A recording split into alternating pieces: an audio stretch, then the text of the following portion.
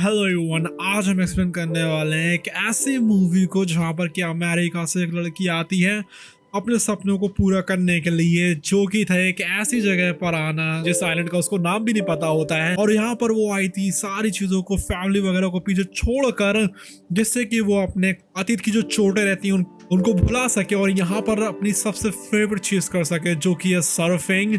लेकिन यहाँ पर कुछ ऐसा हो जाता है कि वो सोचती है कि वो यहाँ पर आई ही क्यों थी, क्योंकि यहाँ पर एक शार्क होती है बहुत बड़ी, जिसके बारे में किसी को नहीं पता कि वो कहाँ से आई हुई होती है। और वो लिटरली इस लड़की को निगल लेना चाहती है, लेकिन वो बस जैसे जैसे करके सरवाइव करने की कोशिश करती है। और ये जो सर्वाइवल रहता है इसका, यही बहुत ज्यादा इंटरेस्टिंग होता है। तो देखते हैं कि उसके साथ में क्या होने वाला है और कैसे सरवाइव करती है।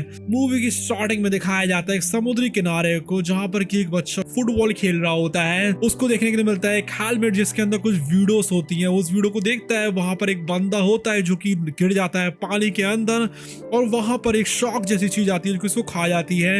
इसलिए वो पीछे की तरफ मुड़ता है और भागना शुरू करता है, जिससे कि सबको ये चीज बता सके। उसके बाद में सीन शिफ्ट होता है और एक लड़की को दिखाया जाता है जो कि अपनी फोटोज को देख रही होती है। इस लड़की का नाम होता है नैन्सी, और उसके बगल में बैठा हुआ होता है कार्लोस, जो कि असल में उसको बीच तक छोड़ने के लिए आ रहा होता है। कार्लोस नैन्सी से कहता है कि क्या तुम इस मोबाइल में सारी चीजें देखती रहूंगी या फिर अगल बगल भी देखूंगी कि यहाँ पर कितने बढ़िया बढ़िया नजारे हैं। तो नैन्सी अपने मोबाइल को रख देती है और आसपास सारी चीजों को देखने लगती है, और उससे कहती है तुम्हें पता है कि मैं अमेरिका से हूँ, इसलिए मुझे इन सब की आदत है। जो कार्लोस रहता है उससे पूछता है कि जो अमेरिकन रहते हैं वो ज्यादा यहाँ पर नहीं आए, फिर तुम क्यों आई हो। तो बताती है कि हाँ कुछ है ऐसे रीजंस जिसकी वजह से मैं यहाँ पर आई हूँ, थोड़ा टाइम बताने के लिए अकेले और यहाँ पर सर्फिंग करने के लिए। फिर वो लोग बीच पर पहुंच जाते हैं। नैन्सी ऐसे नीचे उतरती है, वो देखती है समुद्र को, वो समुद्र को देखकर बहुत ज्यादा खुश होती है। जो कार्लोस रहता है उससे कहता है ठीक है आप एंजॉय करिए। जो नैन्सी रहती है उसको पैसे देती है, लेकिन कार्लोस उसको साफ साफ मना कर देता है पैसे लेने के लिए। इसलिए वो अपना इंट्रोडक्शन थोड़ा सा दे देती है, क्योंकि यहाँ पर कार्लोस एक अच्छा बंदा था। उसके बाद कार्लोस चला जाता है। नैन्सी वो रहती है, वो अपने स्विम सूट को पहनती है और तैयार हो जाती है सर्फिंग करने के लिए। वो जैसे समुद्र में जाती है उसका एक्साइटमेंट बढ़ता जाता है। उसके बाद में वो अपनी सर्फिंग बोट की वो छलांग मारती है और तैरना शुरू कर जाती है, और वहां पर काफी देर तक सर्फिंग करती है। वहां पर वो दो लोगों से भी मिलती है जो कि वहां पर दिन भर सर्फिंग करने के लिए आए हुए होते हैं। और एक बंदा जो रहता है उसकी लैंग्वेज को समझ लेता है, उससे पूछता है तुम कहाँ से हो। तो नैन्सी बताती है कि मैं टेक्सास से हूँ, और वो दूसरे का नाम पूछते हैं। लेकिन नैन्सी को लग रहा था कि कुछ तो यहाँ पर अजीब सा, पीछे मुड़कर देखती है बार बार, लेकिन उसको दिखाई देता है। उसके बाद में वो लोग एंजॉय करना शुरू करते हैं। जो नैन्सी रहती है वो काफी सारी जो वेव्स रहती हैं उनके ऊपर सर्फ करना शुरू करती है और काफी एंजॉय कर रही थी। वो जो लड़के रहते हैं उनके साथ में भी यहाँ पर सर्फिंग करती है और पूरे यहाँ पर वो मजे उठा रही थी। काफी देर तक सर्फिंग करने के बाद वो थक जाती है, इसलिए वो वापस आ जाती है बीच पर। वहां पर वो एक एप्पल को खाती है और देख रही होती है उन दोनों को। उसके बाद वो अपने फोन को चेक करती है, जहाँ पर वो अपनी मॉम की फोटो को देख रही होती है, जिनको मे भी शायद को डिजीज हो गया था, इसकी वजह से उनकी डेथ हो गई थी। वो अपने गले में पहने हुए एक लॉकेट को छूती है, जो कि मे भी उसकी मॉम की कोई निशानी रही होगी। उसके बाद वीडियो कॉल करती है अपनी सिस्टर के साथ में। उसकी जो सिस्टर रहती है वो बहुत खुश होती है और उसको लेक्चर देती है। वो कहती है कि तुम अकेले इतनी दूर क्यों आ गई हो। तो नैन्सी उससे कहती है कि ये मत भूलो कि मैं तुम्हारी बड़ी बहन हूँ, ना कि तुम। उसके बाद उसके डैड से ये बात होती है। उसके डैड कह रहे होते हैं कि नैन्सी तुम वापस आ जाओ, तुम्हें अपनी इधर पे जो मेडिकल की स्टडीज रहती है उसके ऊपर फोकस करना चाहिए और ऐसे नहीं जाना चाहिए उसके। लेकिन वो अपने डैड की बात नहीं मानती है। वो अपने फोन को रख देती है और फिर चले जाते हैं सर्फिंग करने के लिए। काफी देर तक सर्फिंग वो करती रहती है और उसको बहुत अच्छा लग रहा था। लेकिन टाइम हो जाता है जिस टाइम पर जो उसके दोनों फ्रेंड्स बने हुए थे वो वापस जाना शुरू कर देते हैं, और वो यहाँ पर अकेली बची हुई थी। वो सोचती है कि क्या मुझे भी वापस जाना चाहिए, लेकिन वो सोचती है कि नहीं मैं और भी सर्फिंग करूंगी।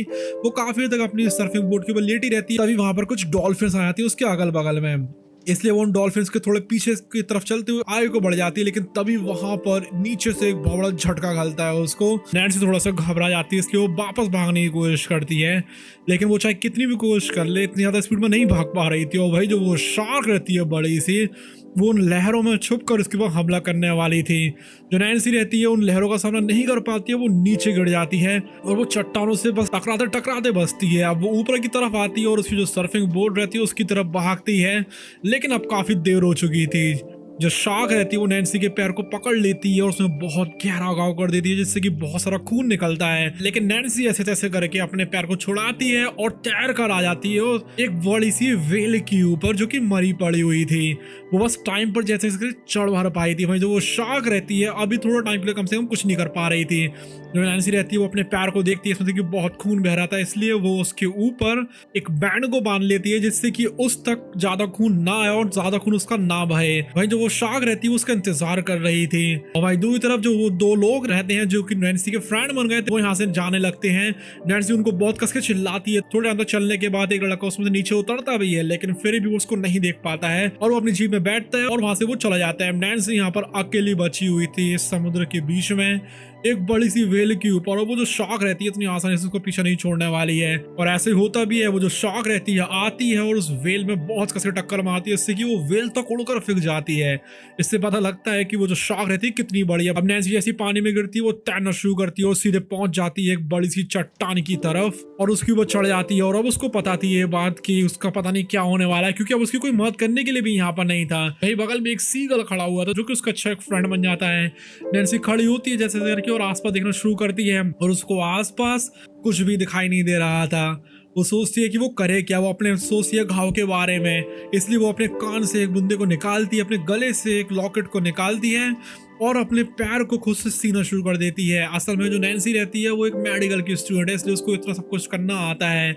उसको बहुत कसके दर्द होता है जब भी वो हर बार उसको सी रही थी, उसमें तो बहुत सारा खून निकल रहा था, लेकिन वो जैसे करके उसको सी ही देती है। वो अपनी जैकेट को उतारती है और उससे अपने पैर को बांध देती है, जिससे कि उसका जो पैर रहता है थोड़ा सेफ रहे। अब काफी देर तक वो यहीं पर अटकी रहती है। रात का टाइम हो जाता है और अब लो टाइड आने में करीब 5 घंटे रह गए थे। इसका मतलब ये है कि अभी जो समुद्र का पानी रहता है वो नीचे उतरता जाएगा। इसका मतलब ये है कि यहाँ पर जो शार्क रहती है वो नैन्सी को नहीं मार पाएगी, लेकिन जब पानी ऊपर जाता है तब तो ये चट्टान नीचे डूब जाएगी और नैन्सी फिर कैसे बच पाएगी। अभी नैन्सी रहती है अपने घाव को खोलती है और देखती है उसकी तरफ जहां पर कि अब खून बिल्कुल भी नहीं आ रहा था, वो पूरी तरीके से रुक चुका था। नैन्सी रहती है अपनी जैकेट को पूरा फाड़ती है और उसको पहन लेती है अच्छी तरीके से और उस बैंड को भी वो खोल देती है जो कि उसने अपने पैर के ऊपर पहने हुए थे, इससे कि जो खून की सप्लाई रहती है फिर से उसके घाव तक आने लगे। वो और भी कुछ इक्विपमेंट्स लाई हुई थी उनको कि वो अच्छे से पहन लेती है। जब सुबह होती है वो देखती है कि यहाँ पर एक जो केकड़े ऐसी चीज रहती है वो उसके पास में आती है। वो उसको खाने की कोशिश करती है लेकिन नहीं खा पाती और वहीं के वहीं ओग देती है। वहीं वो देखती है दूर आई पर कि ये शार्क असल में है तो है कहाँ और कोई मेरे आसपास है क्या जिससे कि मैं बच सकूं। उसको दिखाई देती है उसकी सर्फिंग बोर्ड। वो सोचती है कि काश मैं अपनी सर्फिंग बोर्ड तक पहुंच सकूं, इसलिए वो पानी के अंदर नीचे उतरती है, उसकी तरफ तैरना शुरू कर देती है। अब जैसे ही अपनी सर्फिंग बोर्ड की तरफ जाती जा रही थी, जो खून रहता है उसके पैर से बहता जा रहा था और इसलिए जो शार्क रहती है वो उसको हल्का सूंघ लेती है और फिर से आ जाती है उसके सामने, इसलिए उसको तैरकर फिर से ऊपर जाना पड़ता है चट्टान के। उसको समझ में नहीं आता कि वो करे तो करे क्या। तभी उसको दिखाई देता है एक आदमी जो कि दारू पी के पड़ा हुआ था बीच के ऊपर। उस आदमी को वो कस की आवाज लगाती है जिससे कि उसको बचा सके, लेकिन वो जो आदमी रहता है उसको उसकी नहीं पड़ी थी। उसके बैग को देखता है, उसकी तरफ वो चला जाता है, कुछ मोबाइल वगैरह रहते हैं, पैसे रहते हैं, उसको अपनी जेब के अंदर डालता है और बैग को भी पहन लेता है, वहां से जाना शुरू कर देता है। थोड़ी आगे आने के बाद वो देखता है कि यहाँ तो जो नैन्सी रहती है उसकी शाफ्ट तैर रही है, इसलिए वो उसकी तरफ जाता है उसको लेने के लिए, उसको ले भी लेता है और वापस जाना शुरू करता है। नैन्सी उसको चिल्लाकर कहती है कि प्लीज यहाँ पर मत आओ, लेकिन वो नहीं मान रहा था। अब उसने ले लिया था उस चीज को, वापस जाना शुरू करता है, लेकिन तभी वहां पर शार्क आ जाती है, उसको नीचे डुबो लेती है। काफी टाइम बाद नैन्सी को दिखाई देता है कि वो जो आदमी रहता है उसके 2 टुकड़े हो चुके थे और वो वहीं के वहीं बेहोश हो जाता है। अब 6 घंटे बचे हुए थे हाई टाइड आने में और नैन्सी को यहाँ से निकलना पड़ेगा, नहीं तो 6 घंटे में डूब जाएगी। जो सीगल रहती है वो कस कस के चिल्लाती है जिससे कि नैन्सी उठ सके, क्योंकि यहाँ पर वही जो 2 लोग रहते हैं जो कि कल आए हुए थे वो आ जाते हैं फिर से सर्फिंग करने के लिए। इसलिए नैन्सी उठती है और उसको आवाज लगाती है और वो 2 लोगों से कह रही थी कि यहाँ पर शार्क इसलिए पीछे चले, लेकिन वो दोनों उसका बिल्कुल भी यकीन नहीं करते। वो उसकी तरफ आते जा रहे थे, लेकिन तभी शार्क आती है, को नीचे डुबा देती है और दूसरा भी नीचे डूब जाता है थोड़ी देर बाद। लेकिन वो जो दूसरा बंदा रहता है नैन्सी की तरफ आता है जैसे कर और उससे हेल्प मांगता है। नैन्सी उसके हाथ को पकड़ लेती है लेकिन फिर भी कुछ नहीं कर पाती है, क्योंकि यहाँ पर शार्क आ गई थी, उसने उसको नीचे खींच लिया था। अब नैन्सी को समझ में नहीं आता क्या होने वाला है, क्योंकि कोई भी उसको बचाने के लिए नहीं आ रहा था। वो वहीं के वहीं डली रहती है और यहाँ पर हाई टाइड आने वाली थी। जो सूर्य रहता है उसके मुंह के ऊपर घल रहा था और जो बादल रहता है थोड़ी देर बाद छट जाते हैं। वो देख रही थी अपने आस पास जो शार्क रहती है कैसे इंतजार कर रही है कि यहाँ पर हाई टाइड कब उसको नीचे डुबो लेगी। वही वो देखती है फिर सीगल की तरफ जिसका कि जो पंख रहता है उसमें डिसलोकेशन आया हुआ था, इसलिए नैन्सी उस डिसलोकेशन लोकेशन को सही कर देती है जिससे कि वो उड़ सके, लेकिन अभी भी वो उड़ नहीं पाती, उसको थोड़े से रेस्ट की जरूरत थी। फिर नैन्सी सोचती है कि वो करे तो करे क्या। उसको दिखाई देता है कैमरा। वो सोचती है अगर मैं इस कैमरे को ले लूं और उसमें सारी चीजें रिकॉर्ड कर लूं और उसको समुद्र में छोड़ दूं तो कभी ना कभी तो ये किनारे तक पहुंचे गई और हो सकता है कि इसको कोई देख ले और कोई मुझे बचाने आ जाए। इसलिए वो उसको लेने की कोशिश करती है, लेकिन तभी वहां पर शार्क आ जाती है और वो नहीं ले पा रही थी। लेकिन एक और वो हिम्मत करती है और टाइम को देख रही थी अपनी घड़ी में। जो शार्क रहती है वो एक चक्कर लगाती है करीब 30 सेकंड में और उससे पहले वो वापस नहीं आ पाती है।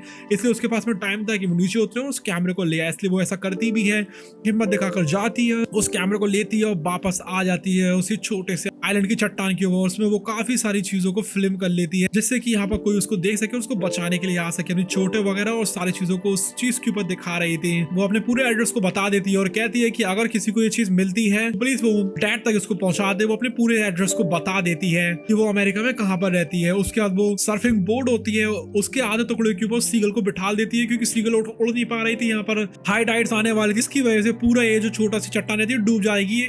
इसलिए जो सीगल रहती है वो भी यहाँ पर मारी जाती है। इसलिए वो उसको बैठा देती है उस आधी टूटी हुई सर्फिंग बोर्ड के ऊपर जिससे कि उसको बैठे बैठे अब किनारे तक पहुंच सके। लेकिन नैन्सी को अपनी फिक्र भी हो रही थी क्योंकि यहाँ पर चट्टान डूबती जा रही थी, शार्क उसके करीब आती जा रही थी। वो समझ जाती है कि जो शार्क रहती है दूसरी तरफ से क्यों नहीं आ रही है खाने के लिए, क्योंकि वहां पर थी जेली फिश और जेली फिश के डंक बहुत भयानक होते हैं। और उसके पास सिर्फ एक ही उम्मीद बची हुई थी जो कि थी एक स्टेशन काइंड ऑफ, जो कि तैर रहा था पानी के ऊपर और कितना भी यहाँ पर ज्वार आ जाए उसके ऊपर तैरता रहता है। इसलिए वो छलांग मारती उसकी तरफ पहुंचने की कोशिश कर रही थी। वो शार्क भी उसकी तरफ आ रही थी लेकिन वो चली जाती है जेलीफिश के बीच में। उसका जो एक हाथ रहता है वो जेलीफिश के डंक से टकराता है जिसकी वजह से उसको बहुत ज्यादा दर्द हो रहा था। जो जेलीफिशेस रहती है सारी जलना शुरू हो जाती है। तभी वो शार्क वहां पर आ जाती है, इसकी मान के लो उसको उसके डंक से बिल्कुल भी फर्क ही नहीं पड़ रहा हो। नैन्सी वो रहती है, वो हिम्मत दिखाती है और पहुंच जाती है उस फ्लोटिंग स्टेशन के ऊपर जिस पर कि अभी के लिए तो वो बिल्कुल सेफ थी। वो देखती है एक बोट जो कि वहां से गुजर रही होती है, वो उस फ्लोटिंग स्टेशन की एक तिजोरी को खोलती है जिसके अंदर थी एक फ्लेयर गन, लेकिन उसकी जो गोलियां रहती है वो छूट जाती है उससे पानी की ऊपर। इसलिए वो पानी पर से उन गोलियों को उठाती है और फायर करना शुरू करती है। लेकिन जो पहली वाली गोली रहती है वो तो वही पानी के अंदर ही गिर जाती है। उसके बाद में वो उठाती है दूसरी गोली को और उसको ऊपर की तरफ चलाती है। जब ऊपर की तरफ चली जाती है लेकिन कोई भी उसको देख ही नहीं पा रहा था। इसका मतलब ये था कि अब वो सिर्फ अपने दम पर है। लेकिन एक अच्छी चीज होती है कि यहाँ पर एक लड़का रहता है जिसको कि मिल जाता है नैन्सी ने जो कुछ भी रिकॉर्ड करा था वो सारी की सारी चीजें। इसलिए वो दौड़ लगाते हुए जाता है किसी को बताने के लिए नैन्सी के बारे में। वही जो बोट रहती है वो यहाँ से जा चुकी थी, अब नैन्सी अपने दम पर ही थी। उसको नहीं आ रहा था समझ में कि वो करे तो करे क्या। वही जो शार्क रहती है वो कहाँ रुकने वाली थी। वो आती है उस फ्लोटिंग स्टेशन के ऊपर करती है हमला और उसकी वजह से फ्लोटिंग स्टेशन रहता है उसकी थोड़ी बहुत जंजीरें टूट जाती है। इसी के वजह वो टकमारने लगता है। नैन्सी रहती है फ्लेयर गन को तान देती है उस शार्क के ऊपर, एक गोली मारती है लेकिन उससे उसको कोई भी नहीं हो रहा था। आखिर में शार्क जो रहती है उस फ्लोटिंग स्टेशन को गिराई देती है और नैन्सी जो रहती है उस फ्लोटिंग स्टेशन के ऊपर बनी हुई सीढ़ियों के घेरे के बीच में आ जाती है इसलिए अपने आप को बचा सके। अब नैन्सी के पास में बस एक ही रास्ता था कि वो खुद से सामना करे। इसलिए वो नीचे की तरफ देखती है और यहाँ पर एक आखिरी हुक बचा हुआ था जो कि फ्लोटिंग स्टेशन से बना हुआ था। इसलिए वो सोचती है कि मैं यहाँ पर उस हुक को फ्लोटिंग स्टेशन से हटा दूंगी और उसकी मदद से बहुत सी सीढ़ी में मैं नीचे की तरफ चली जाऊंगी क्योंकि वो उसको नीचे की तरफ खींचेंगी, क्योंकि जंजीरों का जो बोझ रहता है उसको नीचे की तरफ खींचेगा। और जहां पर वो हुक लगा हुआ था वहां पर काफी सारी पैनी पैनी चीजें निकली हुई थी। तो वो जैसी आगे की तरफ जाएगी शार्क उसके पीछे आएगी और हो सकता है कि शार्क उसको खाने की कोशिश करे लेकिन उसके मुंह में वो जंजीरें आ जाए। तो नैन्सी ऐसी करती है, वो पूरी हिम्मत दिखाती है, उस जंजीर को तोड़ती है, नीचे की तरफ वो चली जाती है। लेकिन जैसी वो वहां पर सरिये जैसी निकली हुई पैनी चीज से टकराने वाली होती है वो हट जाती है और जो शार्क रहती है वो उसमें घुस जाती है और वहीं के वहीं उसका हैंड हो जाता है। वहीं जो वो लड़का रहता है वो पहुंच जाता है कार्लोस के पास, उसको सब चीजें दिखा देता है और कार्लोस यहाँ भागा भागा आ जाता है। लेकिन अब कोई मतलब था नहीं क्योंकि यहाँ पर जो नैन्सी रहती है वो ऑलरेडी जैसे तैसे करके आ चुकी थी किनारे तक। लेकिन फिर भी जो कार्लोस रहता है उसको खींचकर और ऊंचाई तक ले आता है और आखिर में जो नैन्सी रहती है उसके मुंह से पूरे का पूरा पानी निकली जाता है। वो ऊपर उठने की कोशिश करती है लेकिन कार्लोस से कहता है कि नहीं तुम्हें ऊपर उठने की जरूरत नहीं है, तुम जैसी हो वैसी वहीं पर लेटी रहो, मैं मदद को लेकर आता हूँ। और इस तरीके से जो नैन्सी रहती है वो यहाँ पर सर्वाइव कर जाती है और 1 साल बाद वो अपनी बहन के साथ में और डैड के साथ में किसी और बीच पर आती है सर्फिंग करने के लिए और चली जाती है सर्फिंग करने। और यहीं पर ये मूवी एंड हो जाती है। तो गाइस क्या आप लोगों को ये मूवी अच्छी लगी और क्या आप लोग चाहते हैं कि ऐसी सर्वाइवल बेस्ड मूवीज ज्यादा ना या फिर थ्रिलर जो बेस्ड रहती है जैसे कि जो द प्लेटफॉर्म वाली वीडियो थी वैसी होंगी वाली वीडियोस हम ज्यादा लाएं? जो भी हो आप लोग हमें कमेंट सेक्शन में बता सकते हैं और वो उसी तरीके की वीडियोस को आप लोगों के सामने ले आएंगे। अभी के लिए बाय बाय।